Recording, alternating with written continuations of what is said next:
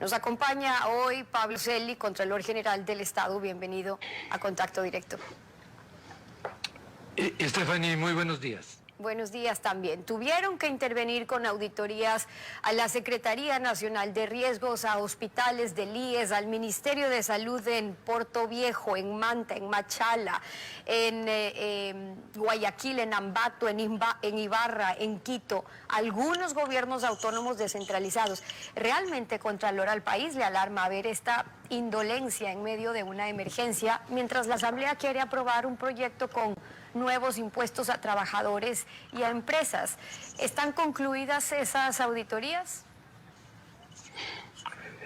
Al país alarma y además indigna que en circunstancias en las cuales está en juego la vida y la salud de los ecuatorianos, se produzcan actos de corrupción que en cualquier tiempo el abuso en el uso de los fondos públicos es reprochable e inadmisible en cualquier tiempo, pero es un crimen execrable contra el interés público y en este caso contra la vida de la población, hacer uso indebido de recursos que tienen un destino que esencialmente debe estar orientado a salvaguardar las condiciones de la población.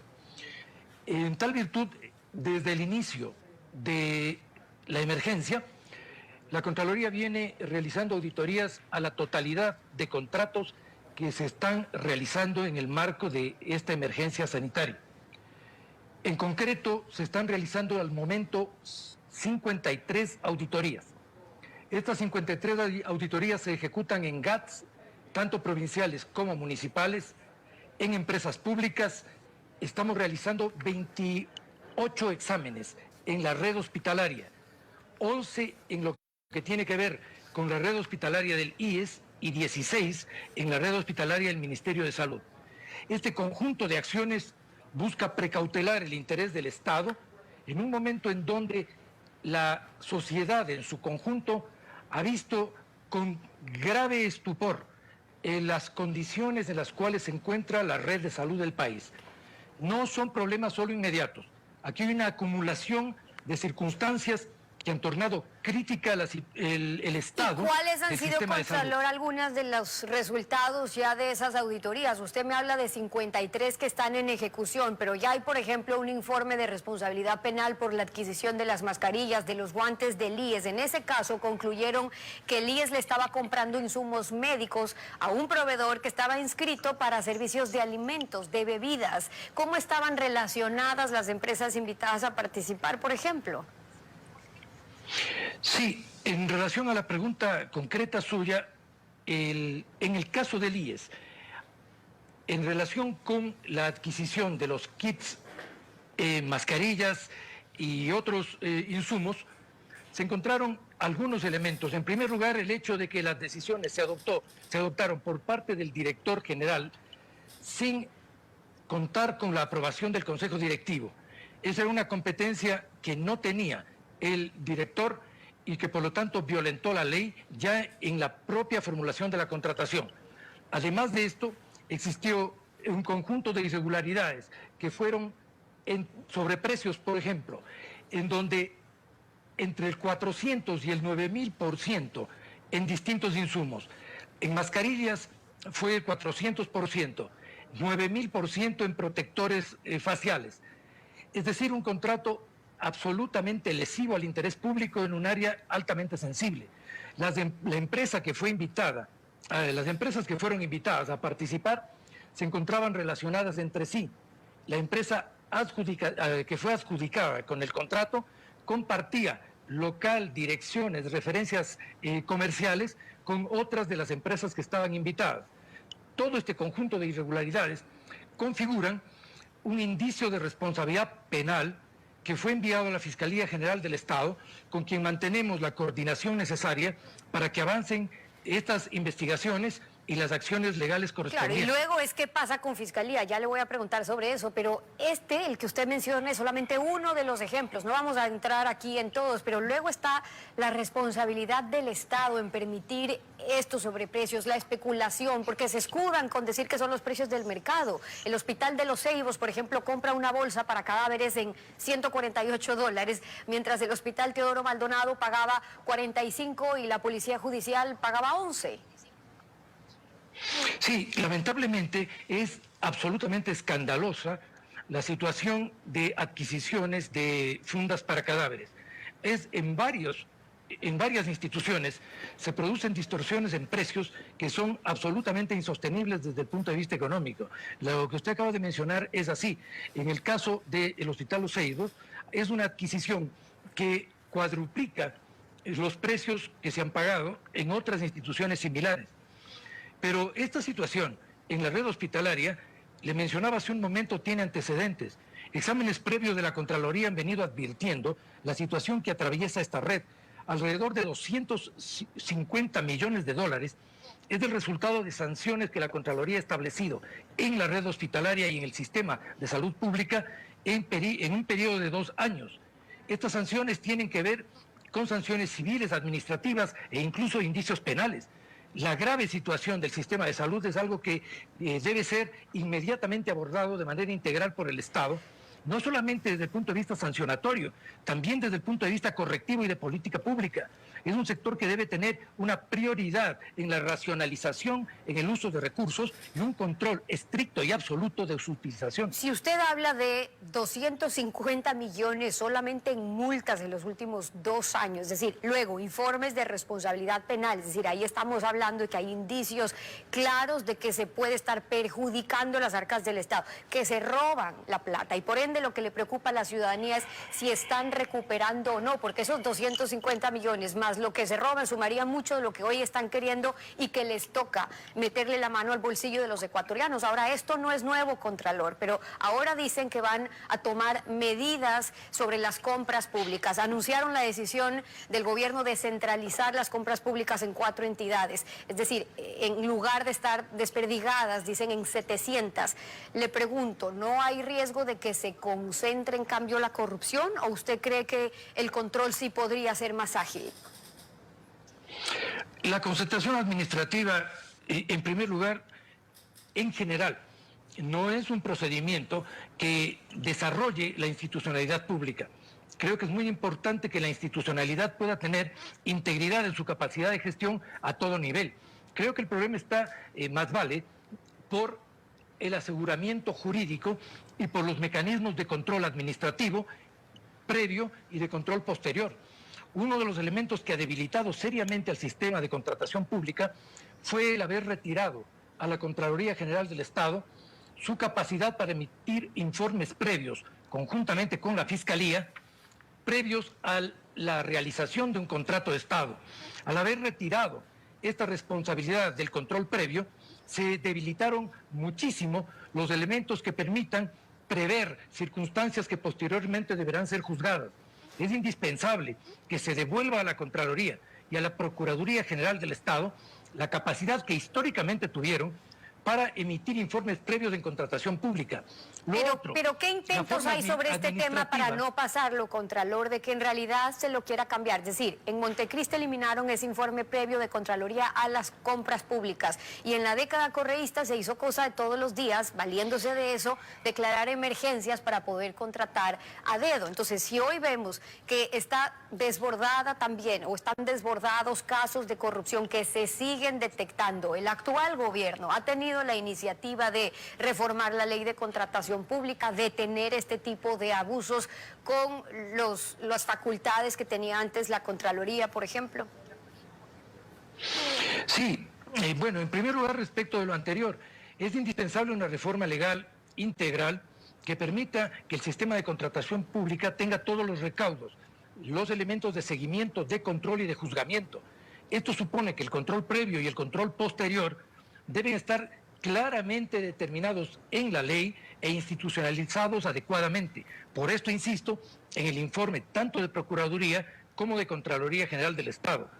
Pero además es necesario también que las competencias institucionales estén claras y que sean, por lo tanto, ejecutables.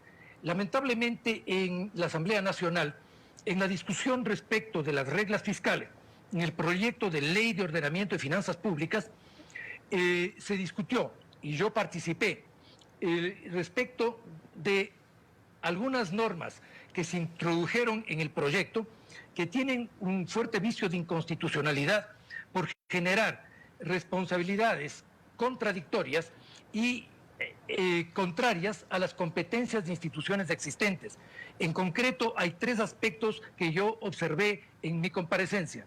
El primero, la creación de un conjunto de responsabilidades en el Ministerio de Finanzas que lo convierten en ente de control y en ente sancionatorio.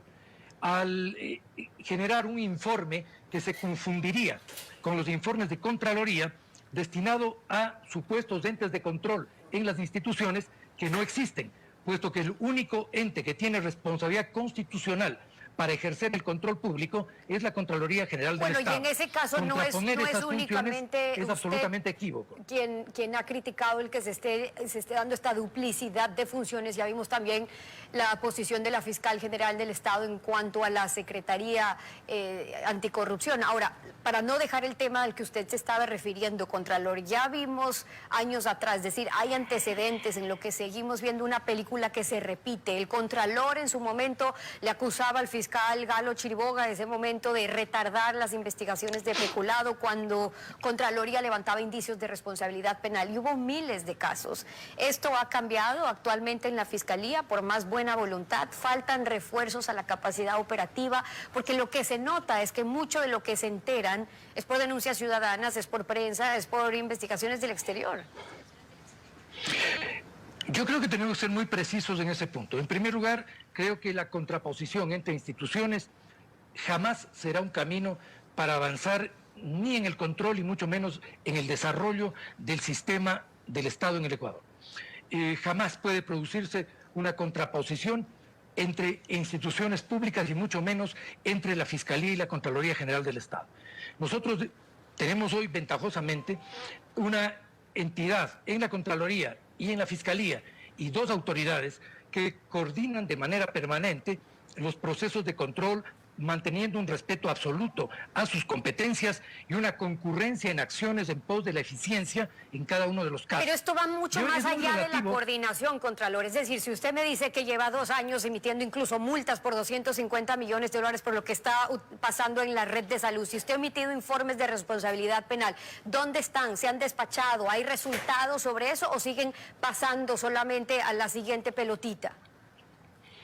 Yo creo que es muy importante, por eso le decía, Stephanie, que tenemos que ver esto con mucho rigor, y aquí quiero referirme a dos cosas. En primer lugar, a las denuncias ciudadanas.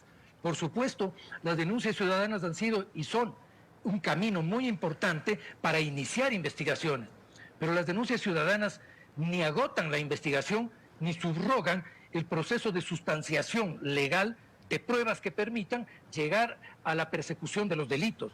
Es indispensable entender que la función ciudadana termina con la denuncia. La función de la Contraloría y de la Fiscalía avanzan mucho más allá de esto, y esto supone ya procesos de carácter técnico y legal que están sujetos inevitablemente a normas de adecuado cumplimiento, tanto administrativo como legal. El aseguramiento del debido proceso determina tiempos legales, tanto para la Contraloría como para la Fiscalía. Yo creo que es muy importante evaluar, por lo tanto, que los procesos se estén dando dentro de esos tiempos legales, entendiendo además que el sistema judicial es otra de las instancias donde finalmente decantan los procesos que se inician en las entidades de control. Es necesario, por lo tanto, ver esto de manera integral y no de manera fraccionada. En cuanto a lo por esto, yo comparto por esto plenamente la observación hecha por la señora Fiscal General del Estado respecto de la situación de la Secretaría Anticorrupción de Gobierno. Hacia allá iba, Contralor, porque el jueves pasado, cuando usted compareció ante la Comisión del Régimen Económico de la Asamblea, también dio sus observaciones sobre ese proyecto de finanzas públicas. Ya nos dice usted una de las observaciones también en relación a eso, pero le quería preguntar, ¿se están cumpliendo sus recomendaciones, las de Contraloría, sobre lo que debe constituir la deuda externa, sobre la debida transparencia en este caso? Yo mencioné en la comparecencia dos resultados fundamentales de la auditoría de control público sobre deuda externa. El primero, el cumplimiento estricto de las normas y de las condiciones de endeudamiento exterior, que en lo esencial no han cambiado en el país y por lo tanto deben seguirse ejecutando bajo ese parámetro legal que será el mismo que la Contraloría continuará aplicando, tal cual como lo hizo respecto de la deuda pública contraída en el periodo de Correa. Y el segundo elemento que es esencial es la transparencia en el registro de la información respecto de la deuda. Todos los componentes de la deuda interna y externa deben constar registrados en forma transparente y clara por parte del Ministerio de Finanzas. Es fundamental que cuidemos estos dos aspectos en cualquier reforma que se pretenda en el marco legal. Me queda un minuto, Contralor, y usted me estaba diciendo cuáles fueron esas 3 observaciones importantes que hizo en la Asamblea. La primera, refiriéndose al Ministerio de Finanzas, el riesgo de que exista esta duplicidad de funciones también. ¿Los otros 2? Sí, me refiero en primer lugar, a las 3 observaciones sobre finanzas. El haber introducido un concepto de ente de control institucional que no existe y que contrapone a las funciones de la Contraloría. El segundo, el haber introducido un informe del ministro de Finanzas que no puede sustituir a los informes de auditoría, que son competencia estricta del órgano de control. El ministerio no puede ser juez y parte en la evaluación de sus procesos. Y el tercero, en el ámbito sancionatorio. El ministro de Finanzas no puede tener facultades sancionatorias por sobre la Contraloría General del Estado. Esto generaría un doble juzgamiento y además atenta contra el proceso de control, donde las sanciones se derivan de exámenes de auditoría, sanciones que pueden ser en el ámbito civil, administrativo o penal. Esto es lo que tiene que ver con el Ministerio de Finanzas. Pero yo quería, y con esto concluiría, Stephanie, quería reiterar mi acuerdo con la observación de la señora fiscal respecto de la superposición de funciones que puede generarse desde la Secretaría de Anticorrupción del Gobierno Nacional. Creo que es muy importante en un momento en donde debemos pensar la racionalidad administrativa, jurídica y económica en la existencia de las instituciones, evitar la existencia de instituciones que, careciendo de funciones legales y de medios técnicos, se sobreponen a funciones establecidas constitucionalmente para la Fiscalía y para la Contraloría General del Estado. Creo que es muy importante que el Ejecutivo evalúe la pertinencia de mantener una entidad en esas circunstancias. Y es la misma posición que comparte la Fiscalía en este caso. Las observaciones del Contralor también en la Asamblea a propósito de los proyectos que se discuten en el Legislativo. Pablo Celi, Contralor General del Estado, gracias por acompañarnos en Contacto Directo. Muchas gracias, Estefan.